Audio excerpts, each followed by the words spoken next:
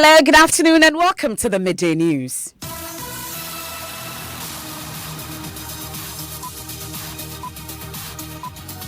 This bulletin is coming to you live from the Joy 99.7 FM studios in Kukumlimli, here in Accra. Our digital address GA0993341. Also live on Love 99.5 FM in Kumasi, affiliates across the country on ABN Radio in London and around the world at myjoyonline.com. The news is brought to you by Telesol 4G, just a touch. In this edition, residents in the Tripoli district count their losses as they return to the homes they abandoned following days of attacks. We hear from a mother of 5 and a man who says he cannot find his wife and 7 children.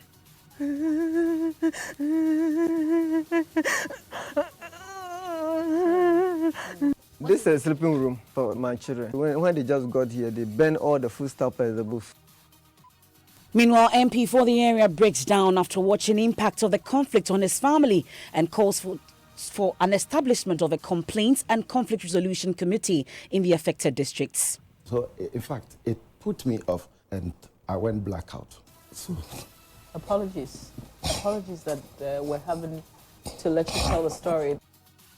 We have details. Food and Agric Ministry justifies ban on export of some vegetable varieties on the international market. We'll get to hear from the minister.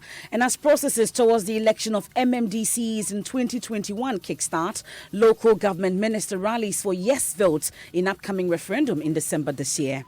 EC has set the date for the referendum, December 10th, 2019. Those of you who've been talking about election of MMD, this is the time for you to act for us to get our MMDCs elected. We have details as she takes her turn at the Meet the Press series, and International Central Gospel Church condemns publication claiming its general overseer, Pastor Mensa Otabil, had described some verses of the Bible in derogatory terms. We have all that and more here on the Midday News with me, Emefa Apau.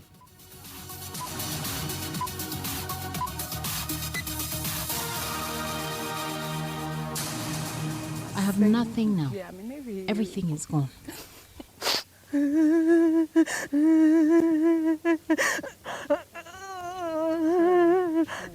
The sound you're hearing is not a woman in labor.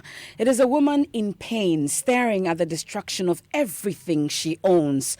Property, she says, she's worked hard for life savings raised down by fire when her village was attacked during violent clashes between Chokosis and Konkombas in the northeast region. She's one of thousands of others who have fled dozens of villages during the clash, but she's also one of the very few with enough courage to return and count her loss. Head of our security desk, Gifty Andrapia, chants on the mother of 5, Gloria, who was going through the burnt property in one of several villages in the Tripoli district. Listen. We don't even know what happened. Look at it. Everything I own is destroyed. My house, everything. I have nothing now. Everything is gone.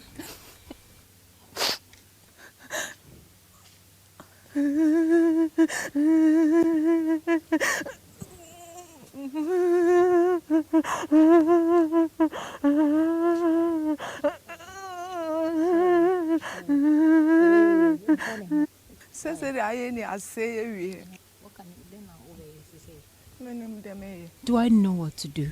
I have nothing to do. As I said, my husband has traveled. I told him our house is destroyed. He knows there won't be a place for him to sleep when he returns. But we can't even sleep here. Maybe we'll be beaten by the rain. I just came to examine the extent of damage done so far.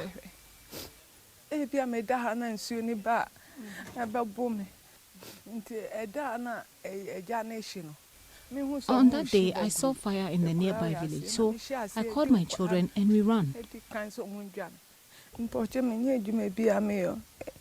I have no other job apart from farming. I have nothing left.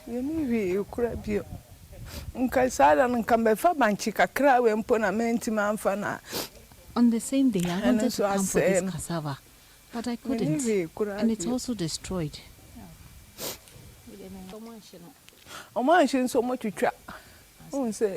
Things that they could not bend, like the roof. They passed through them. They brought out my things, including my mattress. They bent them all outside. They bent everything. Full mattress. Any me bed sheet, any them near my no more yin in de go ha no machine in. Now, me say, dear, ma. We are women. We don't know anything about the conflict. We don't know what happened. So bad. You are always uncertain whether or not they will spare your life when they come to attack. I'm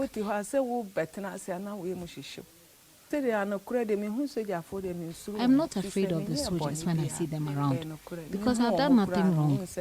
I'm rather happy they are here to save our lives if anything happens. I am still afraid, but if the soldiers come around, we will not be afraid anymore. Well, she's not the only one. Her brother, Mabu, says he cannot find his wife and 7 children. I have 7 children. This is a sleeping room for my children. They were sleeping here with books. Even the food stuff is on this thing, is with them in the room there. So when they just got here, they burned all the food stuff as the booth, plus their clothing. Your children were inside when the fire started? They ran before they started the fire. The senior one is 20 years. The second one too is 16 years. The next one is 12 years. And then 10, 7, 5. So the last one is 2 years now. 2 years. Where are your children? They ran away. So I'm now alone in the house here. So I don't know where to find them. I went to Wapuli site to see where, even I asked people and they said they didn't come that side. So I don't know. And they have not called you? And they have not called me. And then I married Chokosi lady. Have you reported to the police? Not yet, because we can't go to town. And the policeman is just in town there, so we can't go there. So I don't know how to do the report. I'm planning that tomorrow I'll still go to that side and cross-check and see. Maybe they are hiding somewhere. Wouldn't they by now call you on the phone or something? Shouldn't they have called you by now? Because I don't know, because they ran, whether the phone fell or I don't know what is happening to the phone. What are you going to do about your house? Everything is destroyed. Unless God, because I have nothing to do with it. It's a sleeping room. That's my mother's room. Was your mother here? Was your mother in the room? Yeah, my mother was in the room. When the fire started? But when they came, they said my mother said he will not go out. So they removed my mother from the room and then they burned. They didn't burn it when she was there. So they just asked her to leave. No, so they moved her out. Out and then. Where did they put her? Where did they put her? It stains. No, when they removed her, where did they put her? They removed her from the room. Yeah, only to remove from the room. They put her where? Here? Outside. Outside. Then they burned the house. They burned the house. But they did not attack your mother. Okay, how old is your mother? My mother is old, about 70 something. 70 years. And is the mother? You heard that 2 residents of the Tripoli district speaking to head of our security desk, Gifty Andropia. Well, unbeknownst to us, the 2 are relatives of MP for Tripoli, Samuel Abdullahi Jabanyite, who only saw his siblings for the first time after the conflict. This was his reaction when he came to our studios earlier today on the AM show. Yeah, she's Gloria Jabanyite. I come directly after her, one father, one mother. And she's married in a community called Adali. The second young man you saw is called Mabu. In fact, it's sheer coincidence that I'm watching my own people. And I just returned from Chereponi, I think 4 days later, then there was that incident. And I had lived in Chereponi for almost 2 weeks, going around every community. So, in fact, it put me off, and I went blackout. So... Apologies that we're having to let you tell the story. That's the Member of Parliament for Tripoli for the first time sharing the story. And I am sorry that you're having to relive this. Apologies.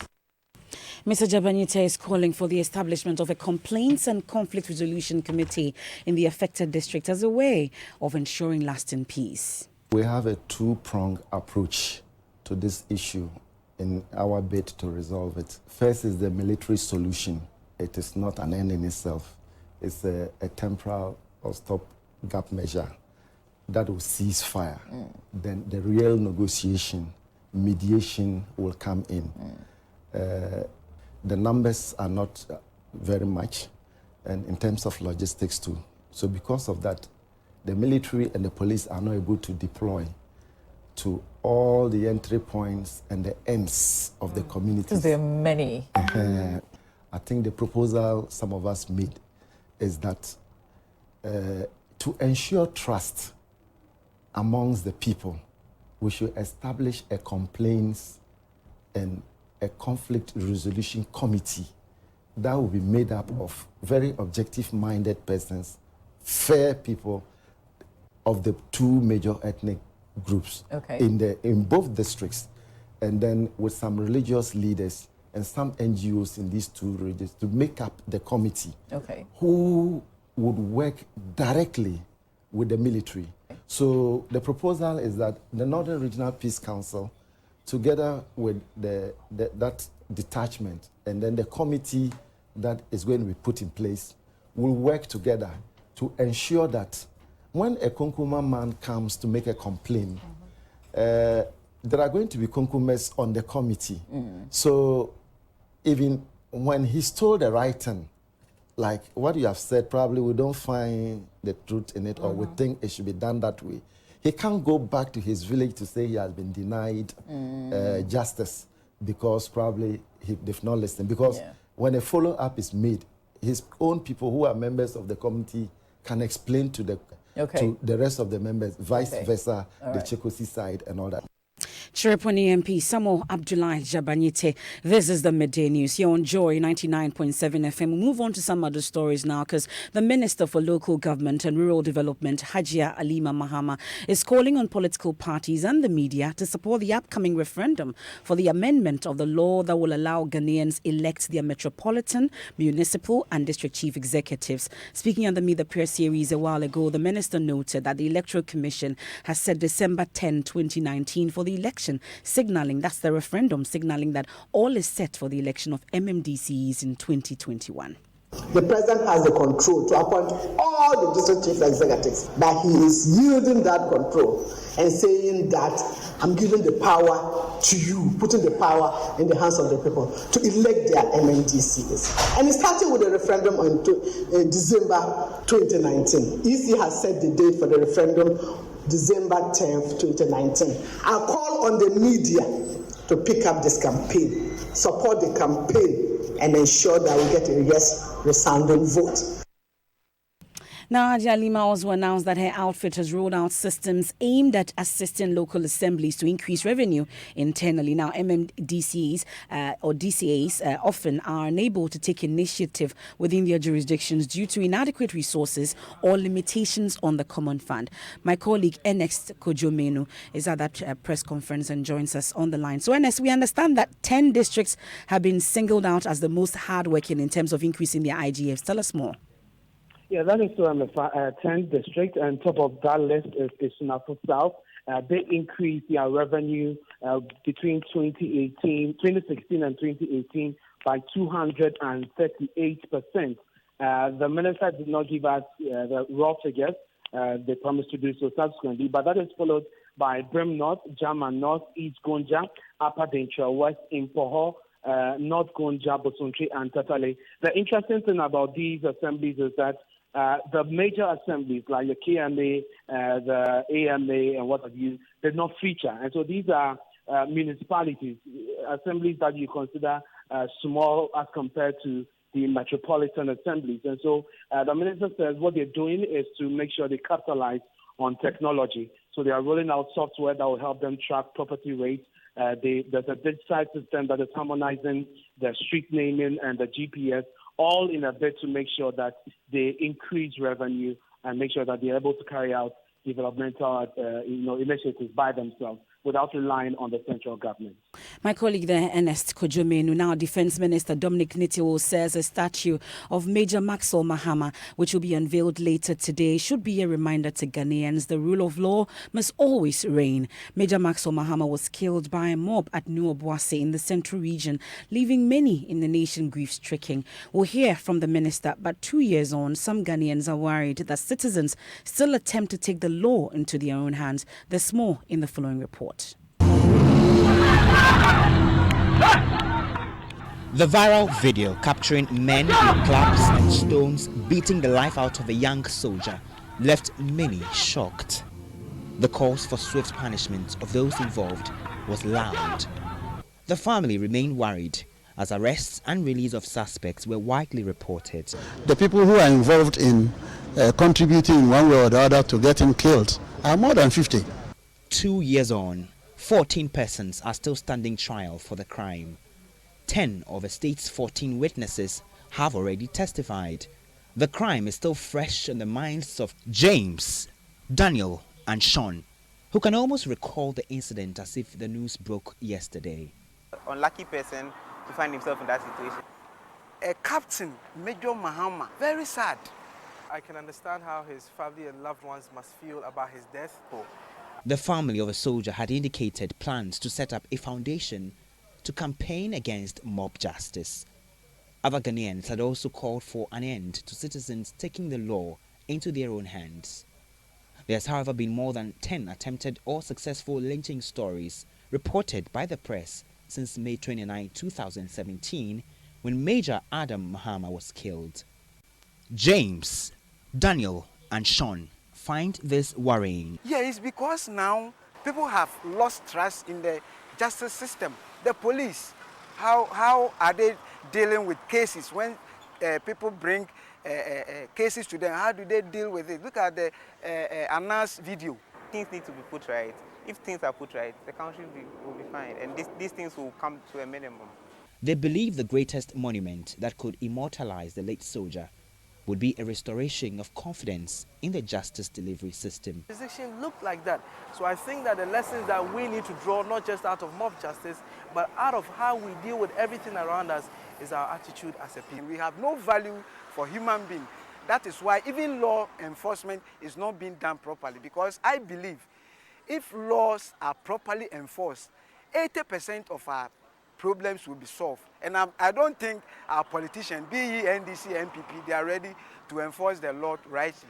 The trial of the 14 persons charged with the crime continues on June 11. But how many other Ghanaians who fall victim to such heinous acts perpetuated by citizens gets the nation crying?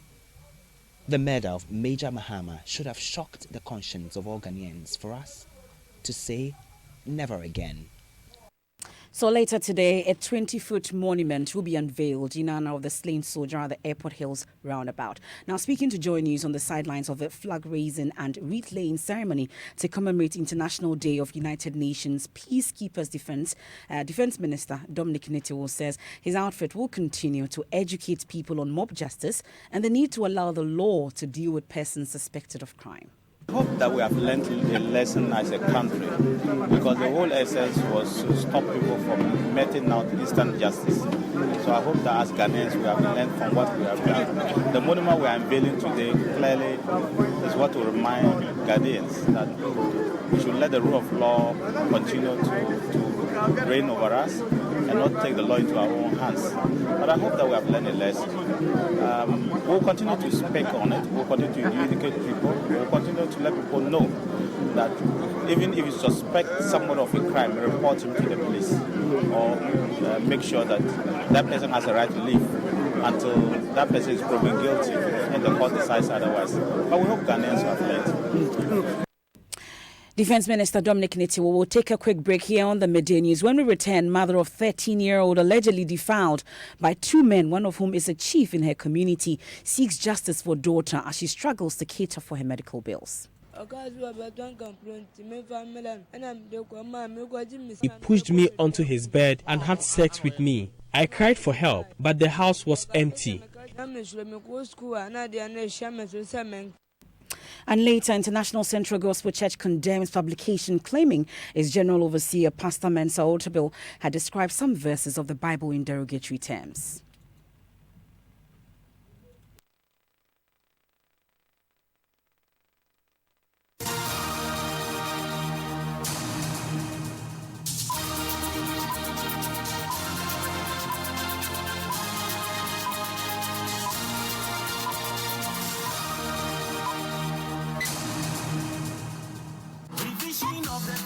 The Electoral Commission will undertake a revision of the voters' register in all the district offices of the Electoral Commission from Friday 7 June 2019 to Thursday 27 June 2019 between the hours of 7 a.m. to 6 p.m. each day and including Saturdays and Sundays during the registration. The objective of the registration is to afford Ghanaians who have attained the age of 18 years and others who are more than 18 years but for various reasons could not register during the previous registration to do so. A person qualifies to register as a voter if he or she is a Ghanaian of a sound mind who has attained 18 years and is a resident or an ordinary resident in an electoral area where he or she would like to vote. There will be additional registration centers in difficult to access electoral areas. The public should contact their district and regional offices to help them to locate the registration centers. A person who is qualified to register but whose name is not already on the register will be required to show proof of eligibility by submitting any of the following documents: a Ghanaian passport, national ID card or the Ghana card, driver's license or an old voter's ID card. Applicants who do not have any of the identification documents listed above are required to find 2 people who are already registered voters to complete documents to guarantee their registration. Remember, the limited voters registration will begin from Friday 7 June 2019 to Thursday 27 June 2019 between the hours of 7 a.m. to 6 p.m. each day. Register to vote. Your vote is your power.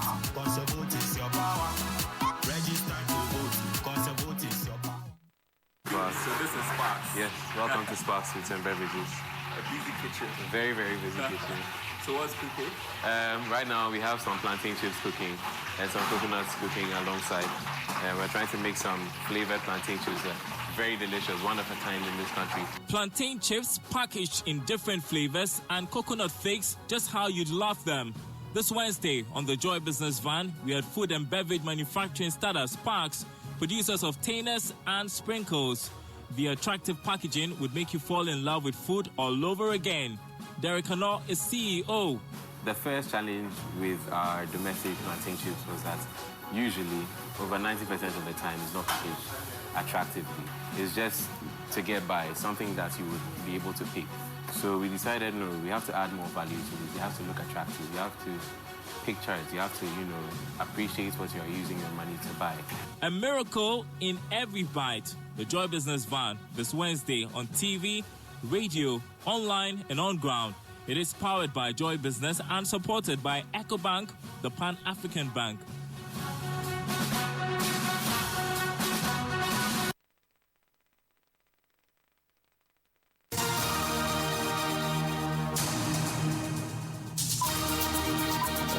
Thanks so much for staying with us. Let's do sports now, Ridwan. Wow. What a day it's been, MFR. Anyway, Christian Atsu is part of the 29-man provisional Black Star squad for the Africa Cup of Nations, and the Newcastle United player has a burning desire to earn the country's weight for a continental title. Atsu was not born when Ghana last won the Nations Cup in 1982. Having played in 3 previous tournaments, including 2015 edition when he was named Most Valuable Player, Atsu has been outlining the conditions needed to end the trophy hoodoo. We need unity. When I say unity, a lot of Ghanaians will say that unity in the team, but we need unity from the journalists, from the fans, everyone. They have to keep supporting the team, because when they have a good spirit behind the team, we are going to win the AFCON. But sometimes when we go to AFCON, we have some issues, then the journalists bring the issue out. Ghanaians will start talking, and then you see that their spirits are not behind the team anymore. So we need unity from we, the players, the journalists that are going to the AFCON, and all the fans in Ghana. They have to support the team. They don't have to fight each player, any player who is playing. They don't have to fight them. They don't have to insult them. You understand? We need to support the team till the end. When the AFCON is finished, then you can start analyzing each and every player. But when the tournament is going on, we don't need these kind of issues to be coming out that this guy is not doing well, this guy, we are killing the team spirit. And that's Christian Atsu there. There's more on the AFCON on our pages, Major Online as well. Thank you very much, Ridwan. Now, mother of a 13-year-old girl allegedly defiled separately by two men, one of them a chief, within a week is seeking justice for her daughter. Chief of Freso in Bosome, Frehun district of Ashanti region, is said to have sexually abused the girl who had gone to collect money for firewood he had bought from her. 3 days after this incident, a taxi driver identified as Inspector subjected her to a similar ordeal while she went out fetching firewood in a nearby bush for sale. Nana Ojima has more in the following report. Even when her mother suggests she's recovering, it's obvious the 13-year-old girl walks with difficulty. The abuse she suffered allegedly from two adults, one of them a chief, is responsible. Part of the medical report Love News has laid hands on reads. Patient had tenderness with swells all over the vulva and vestibules. Patient also had bruises with oozing of blood from the vestibules. The first of the girl's ordeal was perpetrated by Chief of Freso, Nanata Amwa Entry. The child had just returned from school when she went to collect a debt from the chief who allegedly ended up sexually abusing her.